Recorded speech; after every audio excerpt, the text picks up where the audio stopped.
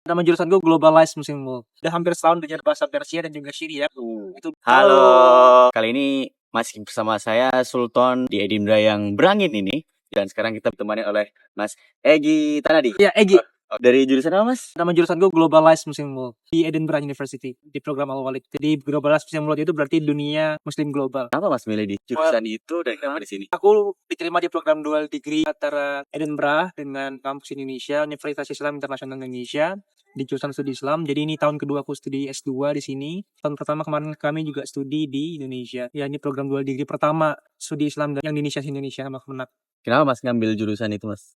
Kalau di Indonesia ya, kalau misalkan kamu belajar studi Islam, itu kan seringkali orang-orang lulus pesantren, masuknya kan paling kalau nggak di UIN, Al-Azhar, Mekah, Madinah. Kenapa sih harus jauh-jauh ke barat pertanyaannya gitu?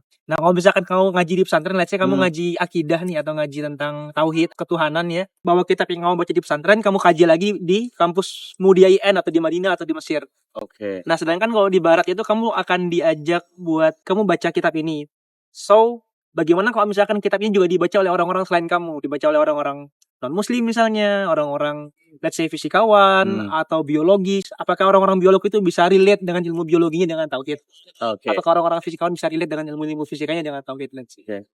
Itu yang kita kaji sih. Tadi cerita tentang tauhid, temanku tuh ada yang bahas tentang bagaimana fisikawan kuantum menjelaskan tentang tauhid.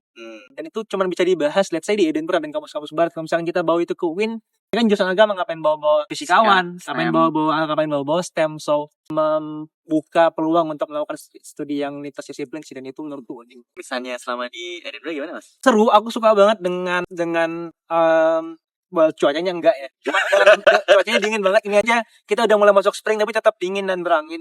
Serunya adalah kita bisa ngambil banyak matkul dan juga kelas bahasa di sini. Udah hampir setahun belajar bahasa Persia dan juga Syria.